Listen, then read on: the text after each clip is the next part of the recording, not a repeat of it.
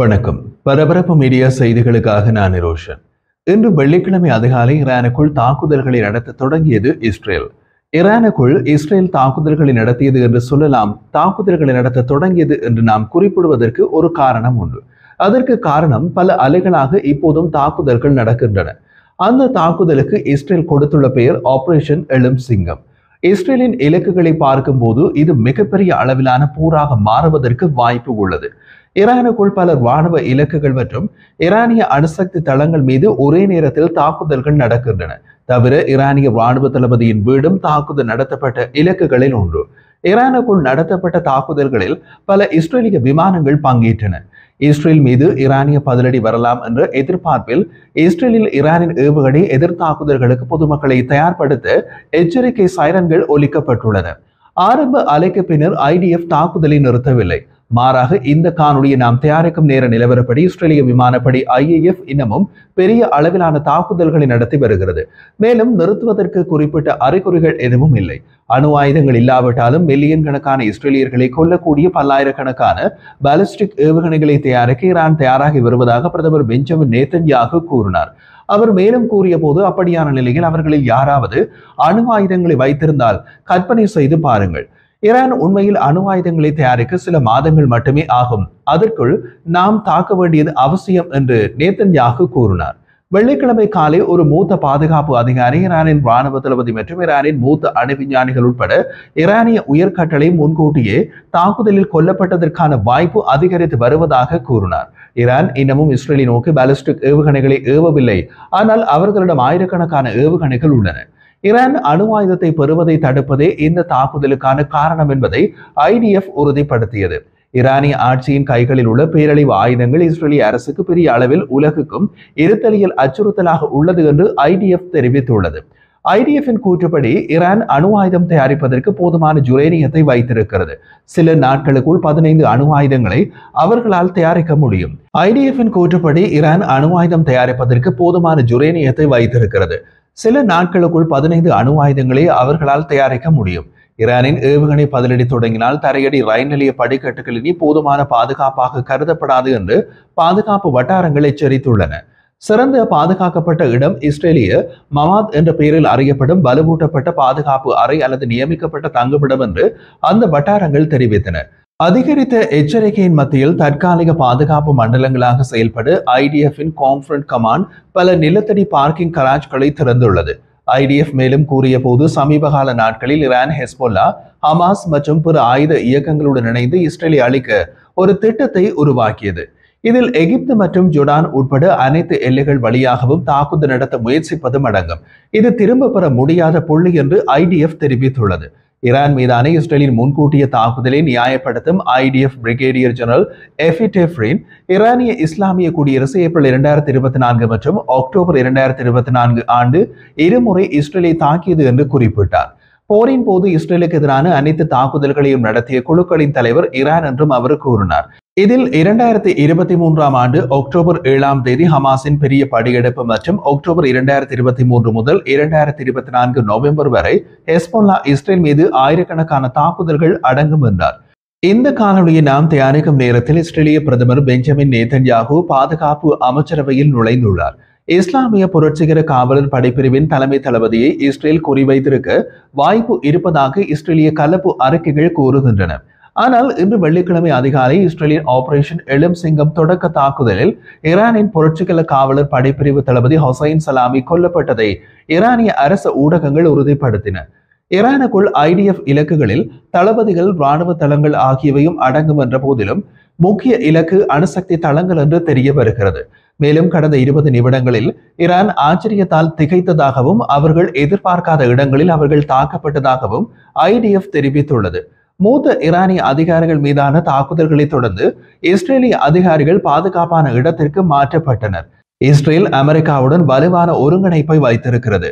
ஆனால் தற்போதைய தாக்குதல் அமெரிக்காவுக்கு முன்கூட்டியே தெரிவிக்கப்பட்டதா அல்லது முழுமையாக ஒருங்கிணைக்கப்பட்டதா என்பதை இஸ்ரேலிய ராணுவ அதிகாரிகள் கூற மறுத்துவிட்டனர்.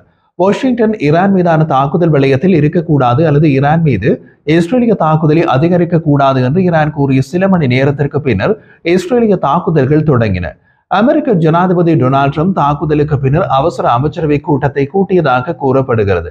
அமெரிக்க ராஜாங்க செயலாளர் மார்கோ ரூபியோ வெளியிட்ட அறிக்கையில் இன்றிரவு இஸ்ரேல் ஈரானுக்கு எதிராக ஒருதலைப்பட்ச ராணுவ நடவடிக்கை எடுத்தது. ஈரானுக்கு எதிரான தாக்குதல்களில் அமெரிக்கா ஈடுபடவில்லை. மேலும் பிராந்தியத்தில் அமெரிக்க படைகளை பாதுகாப்பதே எங்கள் முதன்மையான முன்னுரிமை என்று தெரிவித்துள்ளார். ஜனாதிபதி ட்ரம்ப் நிர்வாகமும் மத்திய கிழக்கில் உள்ள அமெரிக்க படைகளை பாதுகாக்கவும் நமது பிராந்திய கூட்டாளிகளுடன் நெருங்கிய தொடர்பில் இருக்கவும் தேவையான அனைத்து நடவடிக்கைகளையும் எடுத்துள்ளனர். நான் தெளிவாக கூறுகிறேன், ஈரான் அமெரிக்க நலன்களையோ அல்லது இராணுவத்தையோ குறிவைக்க கூடாது. அப்படி செய்தால் விளைவுகள் மோசமாக இருக்கும் என்று எச்சரித்தார். 2024ஆம் ஆண்டு ஏப்ரல் 13ஆம் தேதி ஈரான் மத்திய கிழக்கை முழுமையாக மாற்றியது. இஸ்ரேலுடனான பல தசாப்த கால ரகசிய நிழல் போரை நேரடி போராக மாற்றியது. 180 பாலிஸ்டிக் ஏவுகணைகள், 170 ஆளற்ற விமானங்கள் மற்றும் பல குரூஸ் ஏவுகணைகள் மூலம் இஸ்ரேலை வெளிப்படையாகவும் நேரடியாகவும் தாக்குவதன் மூலம் ஈரான் மத்திய கிழக்கை முழுமையாக மாற்றியது. 2024ஆம் ஆண்டு ஏப்ரல் 19ஆம் தேதி ஈரானுக்குள் இஸ்பஹானில் உள்ள இஸ்லாமிய குடியரசின் அணுசக்தி நிலையத்தை பாதுகாத்து வந்த ஒரு S-300 வான் பாதுகாப்பு அமைப்பை தாக்குவதன் மூலம் இஸ்ரேல் முதல் தடவையாக ஈரானுக்குள் பதிலடி கொடுத்தது. இஸ்ரேல் 2024ஆம் ஆண்டு அக்டோபரில் ஈரான் மீது தாக்குதல் நடத்திய போது ஈரானின் அணுசக்தி தளங்கள் குறிவைக்கப்படவில்லை. ஆனால் இரு தரப்பினருக்கும் இடையிலான அந்த முதல் நேரடி சுற்று மிகவும் வியப்பான விதத்தில் இன்று வெள்ளிக்கிழமை அதிகாலை ஆபரேஷன் எழும் சிங்கத்திற்கு களம் அமைத்தது. இது ஈரான் தாக்குவதற்கு முன்கூட்டியே தாக்குதல் இஸ்ரேல் தாக்கும் ஆபரேஷன் எழும் சிங்கம். இன்று வெள்ளிக்கிழமை அதிகாலையில் இஸ்ரேல் ஈரானுக்குள் ராணுவ தாக்குதலை தொடங்கியது என்ற போதிலும் நீண்ட காலமாக இந்த நடவடிக்கை திட்டமிடப்பட்டு வந்தது. நீண்டகால திட்டமிடலில் இருந்த ராணுவ நடவடிக்கை இன்று வெள்ளிக்கிழமை அதிகாலையில் ஏன் தொடங்க முடிவு செய்யப்பட்டது? டெஹ்ரானின் அணுசக்தி திட்டத்தில் ஏற்பட்ட வியத்தகு மாற்றத்தாலும் இஸ்ரேலின் பாதுகாப்பு நிறுவனங்களிடையே நேரம் முடிந்துவிட்டது என்று வளர்ந்து வரும் உணர்வாலும் தூண்டப்பட்டு இன்று தாக்குதல் அரங்கேறியது. ஈரான் ஒரு முக்கியமான வரம்பை தாண்டியது. உளவுத்துறை மதிப்பீடுகள் ஈரான் சுமார் 15 அணு ஆயுதங்களை உற்பத்தி செய்ய போதுமான யுரேனியத்தை சிறைப்பூட்டியுள்ளது மற்றும் தீவிரமான சோதனைகளை நடத்தி வருகிறது என்பதை காட்டுகிறது. இஸ்ரேலின் வேகம் மற்றும் நோக்கம் மாறிவிட்டது. ஒரு காலத்தில் சாத்தியம், திறன், நோக்கம் என்ற சுருக்கமான சொற்களில் விவரிக்கப்பட்டவை இப்போது செயல்பாட்டு யதார்த்தமாகிவிட்டன. இந்த மாற்றம் தனிமையில் நடக்கவில்லை. ஈரான் அதன் ஆதரவு இயக்கங்களுக்கு, குறிப்பாக ஹமாஸ் மற்றும் ஹெஸ்புல்லாவுக்கு மேம்பட்ட ஆயுதங்கள் மற்றும் தந்திரோபாய வழிகாட்டுதலை மாற்றியது என்பதற்கான அறிகுறிகள் தோன்றிய போதே இந்த மாற்றம் வந்தது. காசாவில் இஸ்ரேலின் சமீபகால கண்டுபிடிப்புகள் ஈரானிய ஆதரவை நேரடியாக சுட்டிக்காட்டும் கூறுகள் மற்றும் பொருட்களை உள்ளடக்கியது. இதில் பல முனை தாக்குதல்களுக்கான ஒருங்கிணைப்பு அடங்கும். டெஹ்ரான் ஒரு வெடிகுண்டை மட்டும் கொடுக்கவில்லை, அது ஒரு திட்டத்தை உருவாக்கி கொண்டிருந்தது. மூத்த ராணுவ வட்டாரங்களின்படி 3 கூறுகள் ஒருங்கிணைந்த போது ஆபரேஷன் எழும் சிங்கத்திற்கு பச்சை கொடி காட்டப்பட்டது. முதலாவது ஈரானின் அணுசக்தி திட்டத்தின் விரைவான வளர்ச்சி. இரண்டாவது ஈரானிய பிராந்திய போர்க்கோட்பாட்டு வடிவம் பெறுவதற்கான உறுதியான சான்றுகள். மூன்றாவது பயனுள்ள ராணுவ நடவடிக்கைக்கான குறுகிய சாளரம். தாக்குதலை திட்டமிடுபவர்களின் பார்வையில் இஸ்ரேலின் செயல்பாட்டு விளிம்பு அறிக்கை தொடங்குவதற்கு முன்பு செயல்பட இதுவே இறுதி தருணம். ஈரானின் அணுசக்தி திட்டத்தை முழுவதுமாக அகற்றுவது இலக்காக இருக்கக்கூடாது. அது ஒரு அடியில் சாத்தியமாகும் என்று IDF யாரும் நம்பவில்லை. இஸ்ரேலின் சிவப்பு கோடுகள் சொல்லாட்சி கோடுகள் அல்ல என்பதை காட்டவும், ஈரானின் அணுசக்தி திட்டங்களை தாமதப்படுத்தவும் சீர்குலைக்கவும் ஆபரேஷன் எழும் சிங்கம் வடிவமைக்கப்பட்டுள்ளது. இருப்பினும் ஈரானுக்குள் இந்த முறை நடக்கும் தாக்குதல்கள் கடந்த சுற்றுகளைப் போல இல்லாது இருக்கலாம். இது நீண்ட காலம் நீடிக்கும். இது மிகவும் ஆபத்தானதாக இருக்கலாம். இஸ்ரேலிய அதிகாரிகள் ஒரு பெரிய அளவிலான மோதலுக்கு தயாராகி வருகின்றனர். இது லெபனான் முதல் ஏமன் வரை, சிரியா மற்றும் காசா வரை பல முனைகளில் விரிவடையக்கூடும். விரைவான துப்பாக்கி போர் மூலம் முன்பு நடந்த மோதல்களைப் போலல்லாமல் தற்போதைய தருணம் வித்தியாசமாக உள்ளது. இதில் ஆபத்துகள் அதிகம், பிழையான விளிம்புகள் மெல்லியவை, மேலும் இரு தரப்பிலும் தவறான கணக்கீட்டின் ஆபத்து உண்மையானது. இந்த நடவடிக்கை ஒரு புதிய கட்ட தொடக்கத்தை குறிக்கின்றது.